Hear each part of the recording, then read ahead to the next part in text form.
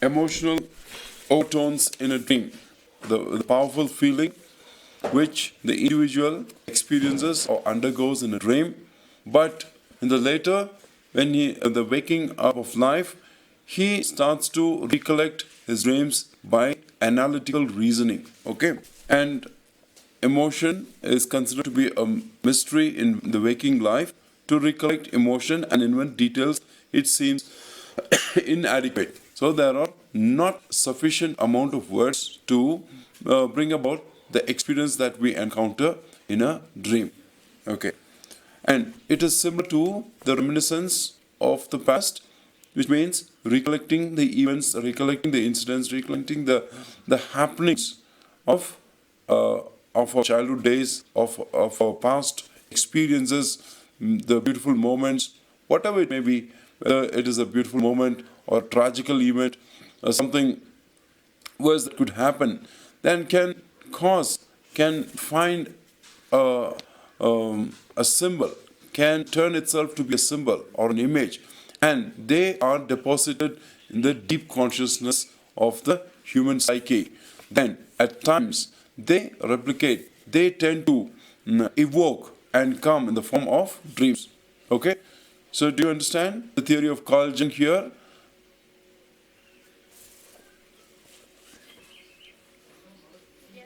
All right. So in this way, the poet or the artist mood chooses the subject matter. Okay. So he chooses a subject matter in terms of symbolic forms. He tries to bring about the events, the happenings, and put them into a nutshell, in a symbol form, in a form of a word. Okay. Thereby bringing down these words, bringing down these symbols or these pictures or painted pictures in the art form, and thereby bringing it to the reader or the audience, individuating themselves into a specific art form. Likewise, he is bringing or individuating those or individuating or channelizing or focusing into the mind of the reader, okay, into the mind of the audience through their specific art form.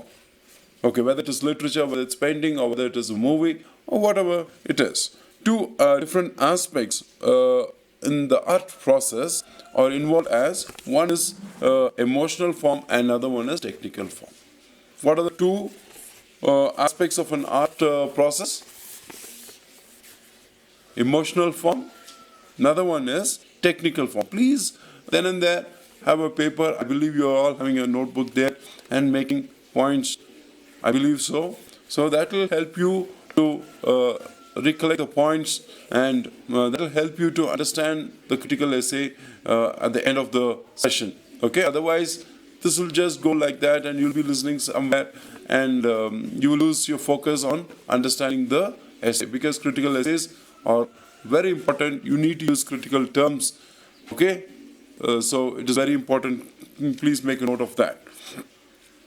So when we say emotional form, it includes two things. What are they? Crescendo and dream.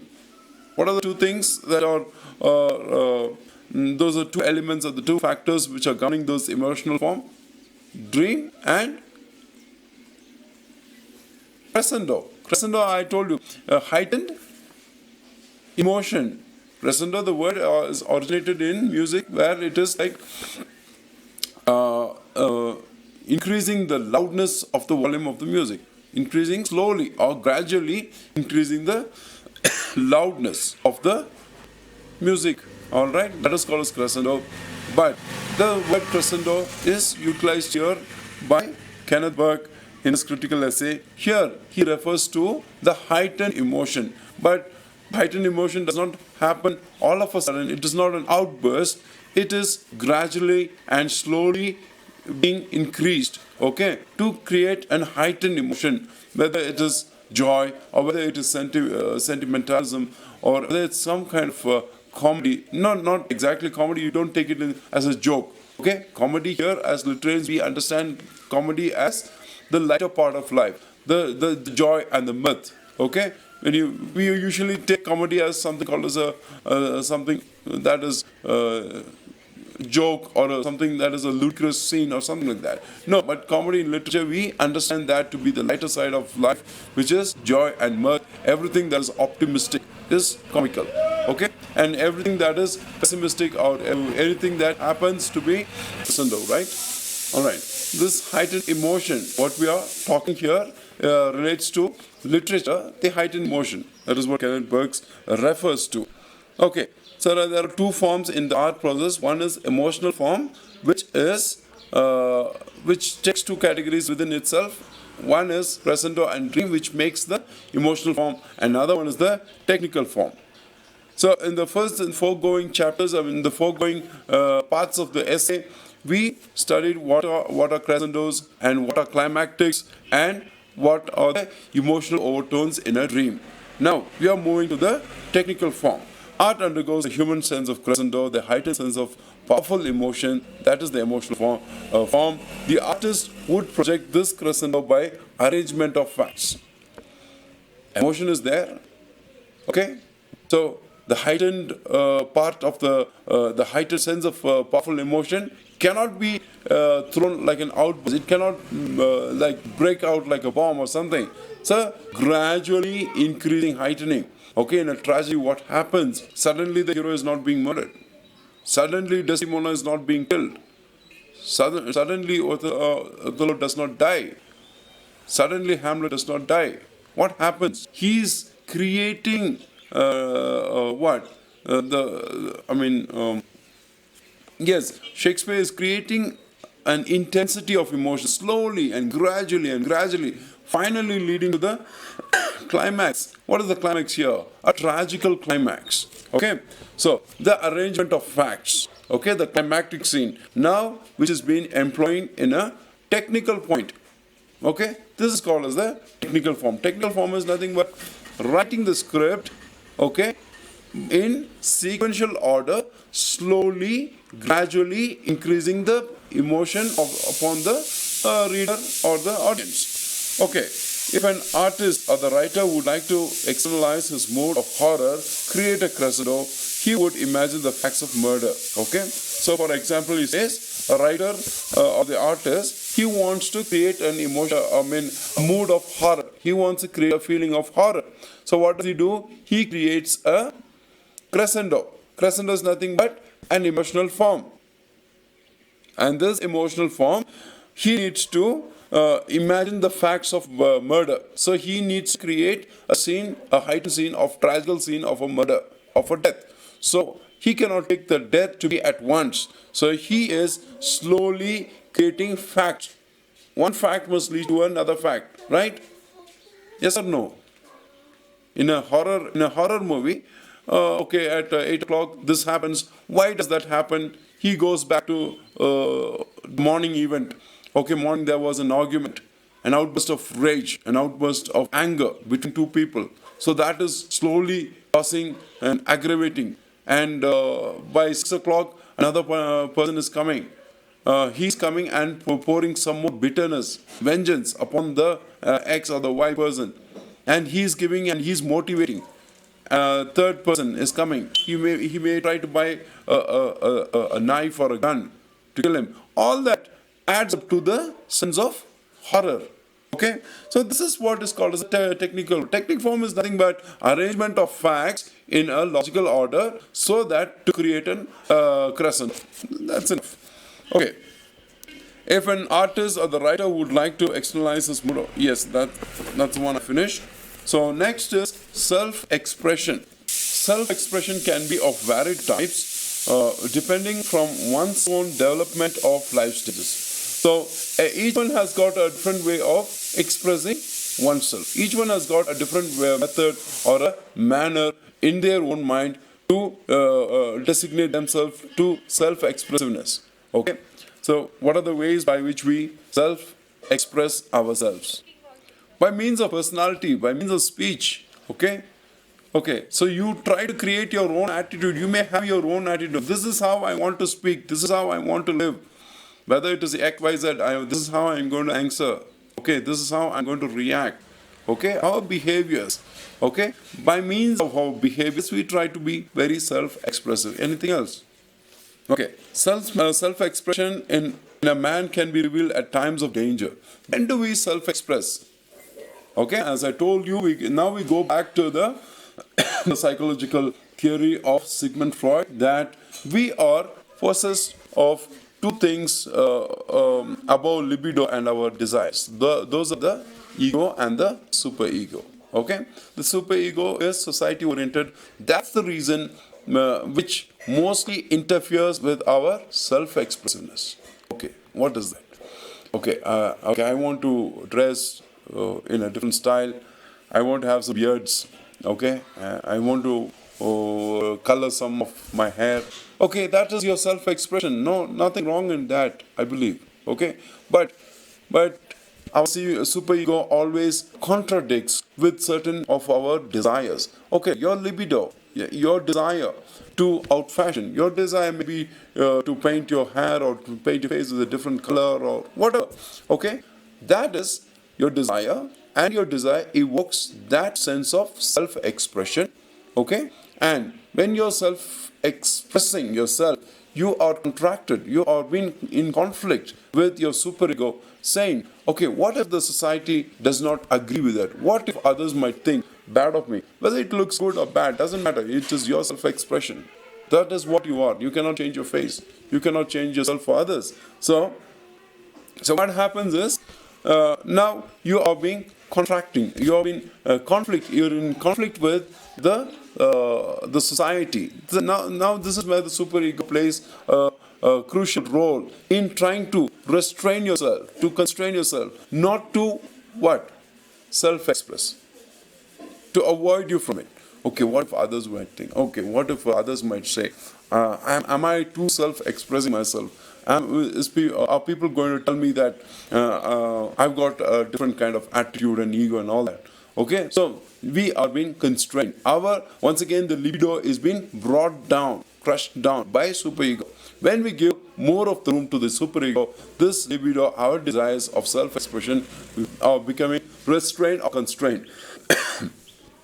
Okay, so now, but at a point of time, this self-expression must come out, must reveal. So, for example, we said self-expression by means of our outlook and our personality. But self-expression can also happen by means of behavior and by means of instincts. Instinct.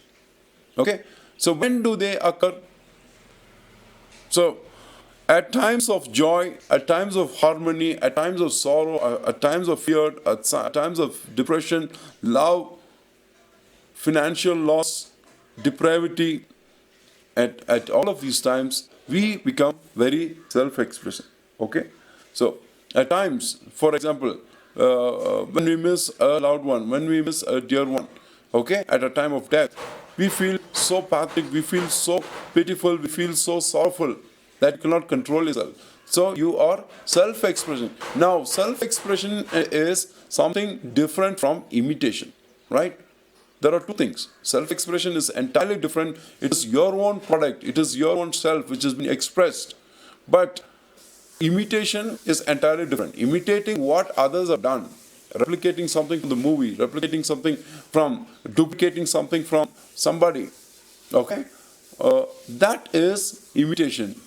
Please don't bring imitation, combine imitation with self-expression. Self-expression is your own product, okay? When do we get that self-expression? When at times, at all of these times, for example, as I read through joy, harmony, sorrow, fear, depression, love, financial loss, depravity, only at these times we try to become very self-expressing without the knowledge of what?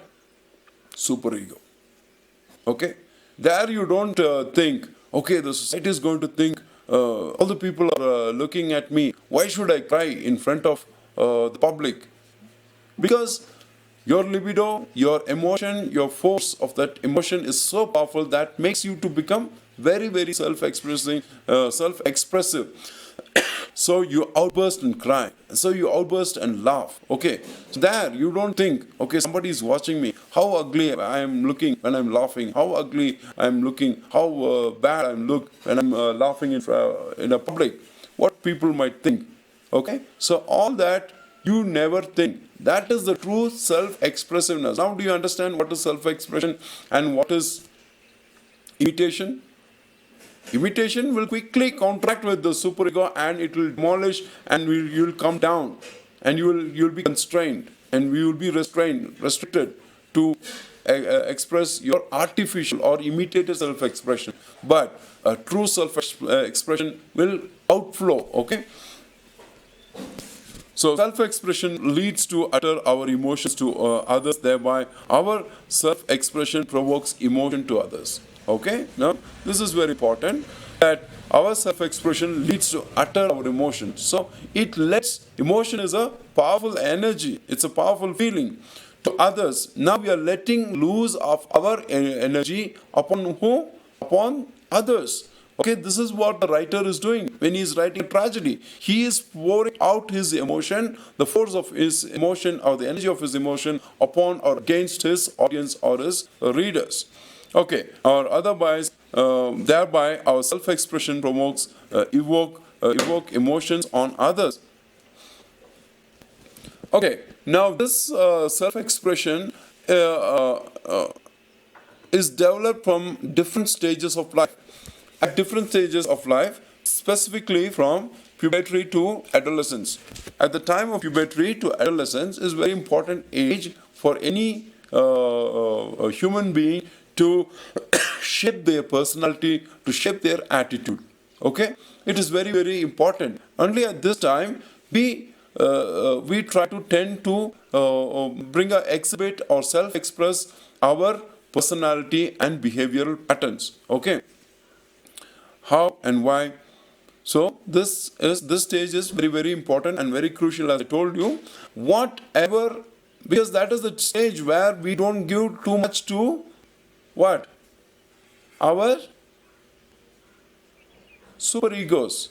Okay, we are not at the time of puberty, at the time of childhood, and that transitional phase is nothing but that changing, that passing stage from that childhood, puberty to adolescence is quite important. All right, okay, and during that stage, we are not contracted by super. We don't know about the society. We don't know about any of these. We are pure. We are very, very pure in our psyche. We are very, very clean, and we are constrained by various other conflicting forces of the society. So the emotion is true and real. There are no imitations. Okay, at that time you get through that point of self-expression by means of behavioral patterns. Okay, by shaping your attitude, by shaping a certain kind of personality. Okay, so when a child, when an youngster at that stage of point, when he shapes his thoughts, this is why we say, okay, right at that prime point of age, our parents would guide us, our elders or our educators, our teachers would guide the child or the student towards good behavior, towards good ambition to develop in life. Okay, only at that time when you create that self-expressiveness, okay, that only shapes to be a successful man or a woman in a society. Okay, that is very, very important. Okay, when that is lost, or when that is not experienced by the child, that particular child in his future years or in his future age will find a lot of failures. That's why so many youths today are failing in their life, in success, in terms of their careers, in terms of their life, in terms of anything. They come down to depressive state of life. Okay, it is at that time the transitional phase. They should have been brought out well. They should have been brought out by encouragement. They should have been brought out well by focusing towards a right kind of attitude, a right kind of personality. All that comes only at that transitional phase. Okay, coming back to the critical essay, a maniac. Who is a maniac? An insane person. Okay, a madman we would call. Here it means to a common man after seeing a movie wants to self-express a hero. So here, the word maniac is not utilized as an insane or a mad person or a madman whom we see on the streets. Here it is a common man. Kenneth Burke refers the maniac to be here as a common man. After seeing a movie, wants to self-express as a hero. What does the child at the age of 8 or 10 or 11, 12 up to 14, okay?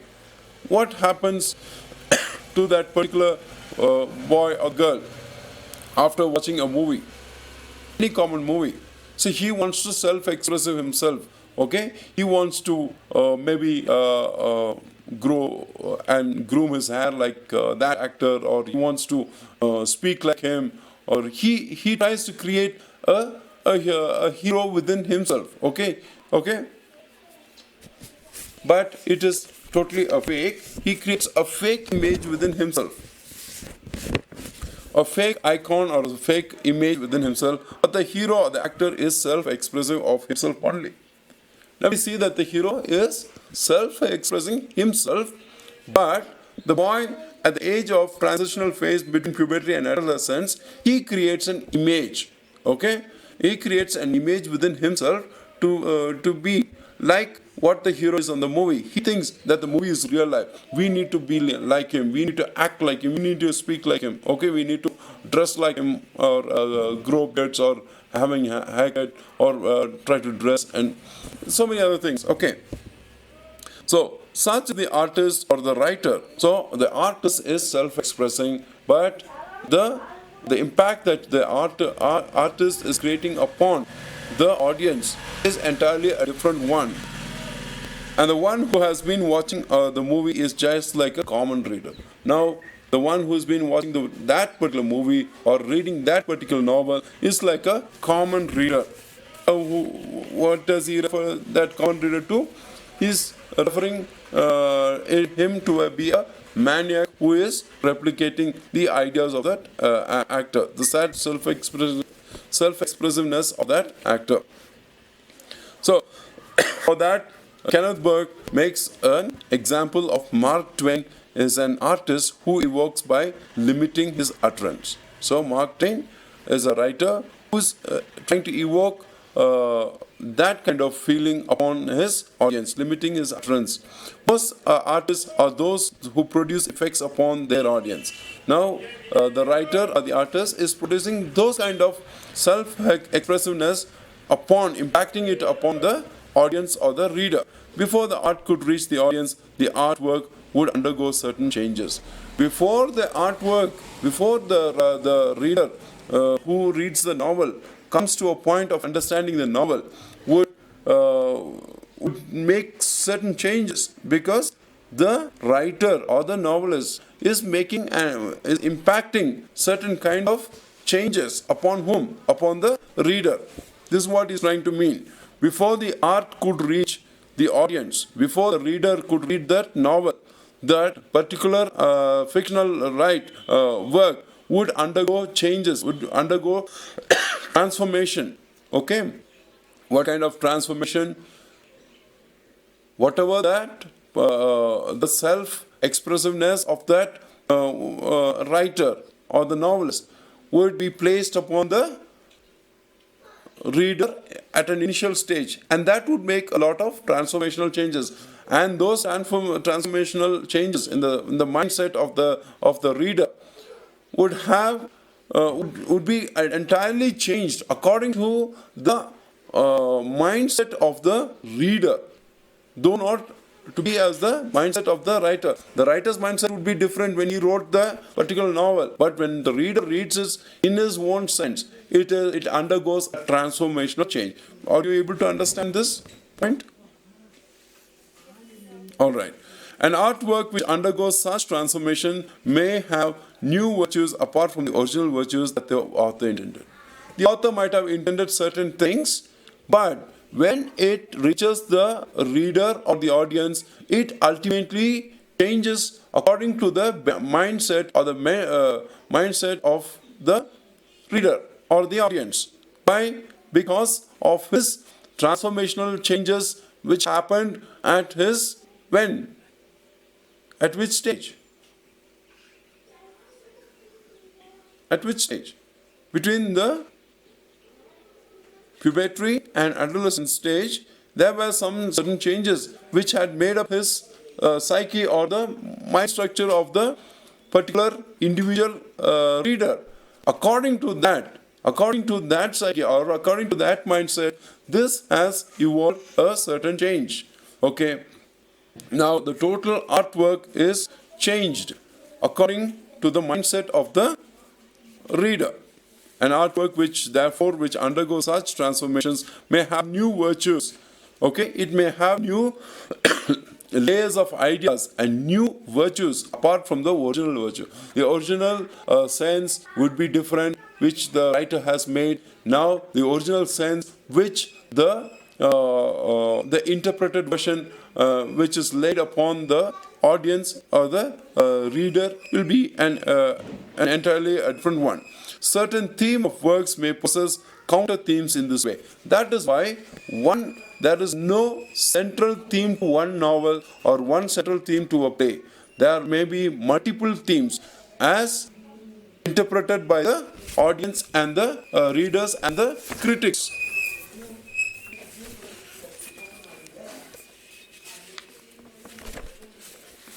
Okay, we are coming to the closure of the last part of the critical essay. Finally, Kenneth Burke employs the illustration of Shakespeare's Falstaff. The representation of Falstaff on the stage is a true symbol and holds a complete personal characterization of him. So, now for this example, Kenneth Burke employs Falstaff, Shakespeare's Falstaff. When you see Falstaff, what happens? When we see Vadivelu, what happens? What do? You laugh. Okay. Likewise, when we see Falstaff, who is Falstaff? A comedian in Shakespeare's play. Which play does Falstaff appear? Which play?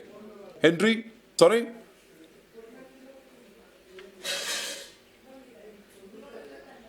Henry?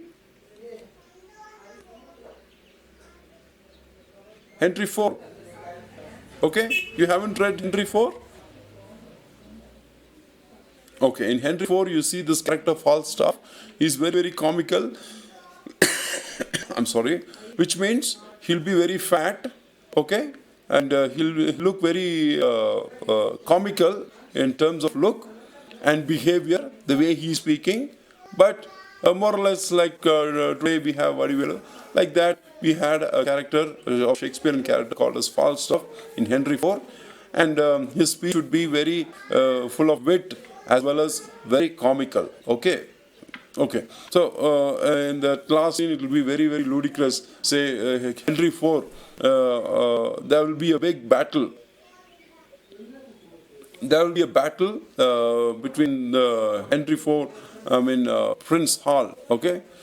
I believe, yes, Prince Hall, okay? Falstaff will be a friend to Prince Hall, okay? And in that fight, the prince would gather his friends. The prince will not be a responsible person for the throne, okay? The prince's father would, Henry IV wanted the prince to be the next king. But this youngster would not be so much be fitting to become a king. But he would be joining with a group of mobs, okay? That is all unwanted, ridiculous people who do not have an aspiration to live a good life. Like they would go on plundering, they would go on highway robbery. And in this group, this man Falstaff will be there and they will all make clumsy jokes and do all those things. Okay.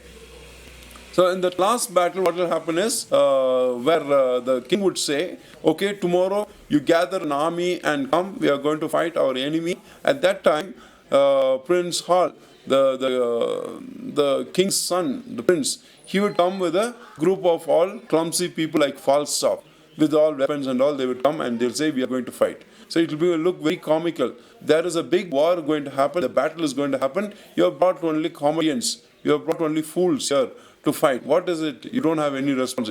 Then finally, this group of comedians will go for the battle, and Falstaff, before he is being killed, what he will do, he will lie as if he is dead. And the next morning he will get up and he'll see everybody is dead and he'll try to run away. Okay? Which means he will be pretending as if he is dead in the battlefield. Okay, then only Prince Hall will say, death is only once for the courage, but fools and cowards, they die every day. So they will pretend as if they are dying. Okay? But death is only once, and that's a beautiful quote of William Shakespeare. Okay, I don't want to take up Shakespeare now, but to say about Falstaff is a comical figure, for example, like how we see Vadivel in our common movies. So as soon as people see Falstaff, they think, okay, as soon as we see him, something provokes us that laughter. He's become more or less like a symbol of laughter, of ludicrousness. And that makes him as the personal characterization. The technical appeal of the symbol lies in the fact that it is the principle of logical guidance. So what is the principle which is underlying in this? It is nothing but the logical guidance of laughter, provoking a laughter. Thus, we gain original emotion which is channelized into a symbol. Now what happens in the psyche of the reader? The original emotion of laughter, which is being channelized in terms of emotion, a powerful flow of emotion, of laughter, of joy and mirth. What happens? Now, the audience or the reader gets into this force of emotion of laughter. Okay, this symbol becomes a generative force and thereby becomes a technical form. Now what happens, you see? Now, Falstaff is now becoming as a symbol of what? A generative force of emotion. What kind of emotion? Laughter. Okay, and this itself becomes the technical form. What kind of technical form which the writer employs now? A character, yes, a character or an image or a symbol of laughter. Okay, this is once again something which is technically employing a comical character in a piece of play or in a piece of writing or in a movie clip to provoke laughter, to channelize laughter. Okay, I believe you are able to understand. In a few speeches of Falstaff, we synthesize that Falstaff, and thereafter, whatever he makes his appearance on stage, we know that what to expect of him, and thus we enjoy the poet's translation of this quality of symbol, which is a mere technical form. Technical form is nothing but a quality of symbol or quality of an image which is generating a force, which is generating or provoking some kind of emotion. Okay. Therefore, the symbol works like a work of a science, works like a message. Therefore, a symbol contains a lot of message to learn from. So that's where we end up this critical